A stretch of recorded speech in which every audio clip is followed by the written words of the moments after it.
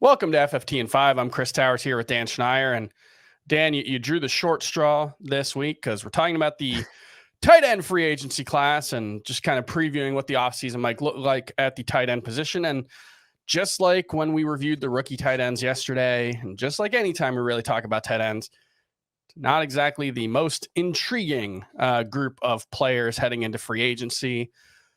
The hope at this point, I think, for the position over the next few years is that this 2023 rookie class can really make an impact and give us some guys because, we got Mark Andrews in his late 20s and Travis Kelce well into his mid 30s by now. And, the top of the position looks very similar to what it looked like 3 or 4 years ago. So we're still hoping to see that next generation of tight ends step up. And, maybe it's a situation where a tight end can join a new team this offseason and, spark something. Unfortunately, the options aren't great. We've got Dalton Schultz, I think, as the top option at the position. He was franchise tagged by the Cowboys last season. Not clear if they're going to have room to bring him back. They do have, some needs at wide receiver. I think they're spending a lot at running back between Ezekiel Elliott and the franchise tag Tony Pollard. We've got Mike Gesicki, who just was not a good fit for Mike McDaniel's offense in Miami, but still remains a very intriguing athlete at the tight end position.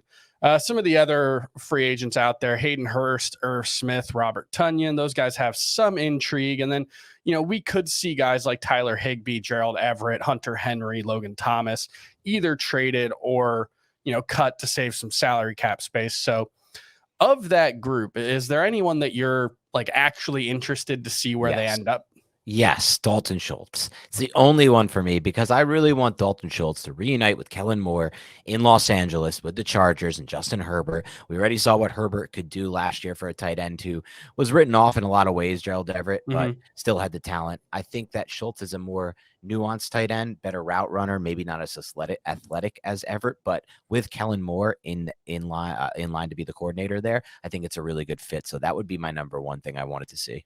See, that's my thought with Mike Gesicki, who I think is a much better athlete than Dalton Schultz. Maybe doesn't have the nuances of the position. Mike Gesicki has talked about himself. He's more of a wide receiver throughout his career. When he's been productive, it's largely been lining up out of the slot, working as a big slot. He has 3 missed tackles in his entire career. I think it's 231 receptions, 3 missed tackles. So not a guy like George Kittle or Travis Kelce who's going to make plays after the catch, but maybe more like a Darren Waller who can stretch the field up the seams, make teams pay that way. And, playing with a big armed quarterback like Justin Herbert, I could see that being pretty interesting. Irv Smith, we've hoped for the breakout. He's still only 24 years old. So there is, still youth on his side and some athleticism. Do you have any hope for him?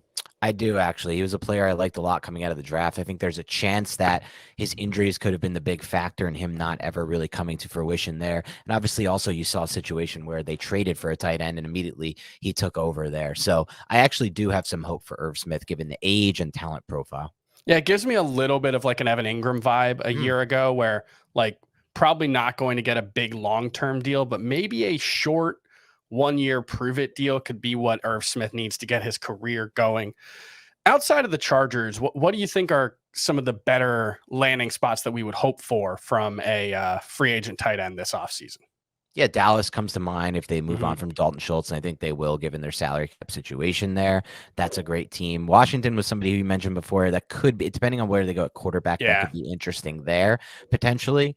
And then you kind of have to look at some of these other teams that just don't have tight ends right now. Do you really trust Tyler Higbee moving forward? I think the Rams have made somewhat of an investment there, so maybe, but that one intrigues me there, potentially there.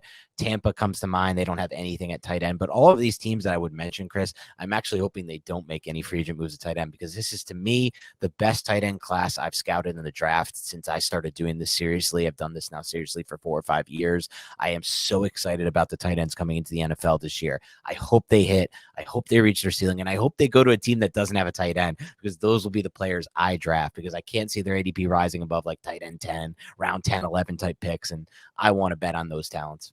Yeah, rookie tight ends obviously historically don't typically pay off. Evan Ingram, Kyle Pitts, a couple of recent exceptions, but even then, you don't get a ton of upside typically from them.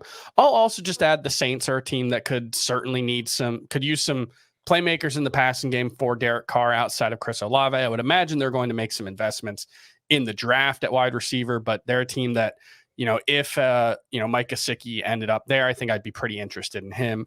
And I know the Jets did add CJ Uzomah and Tyler Conklin last season. They weren't really huge parts of the offense.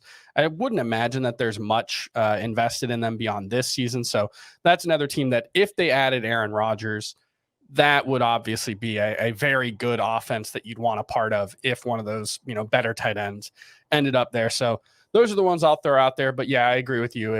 If the tight end position is going to be better in 2023 and beyond for fantasy, it's likely going to come from this very talented rookie class that's coming in that we just saw really light it up at the combine. So we're going to talk more about that in the coming weeks as we head up into the NFL draft. And we'll see you next time on Fantasy Football Today in 5.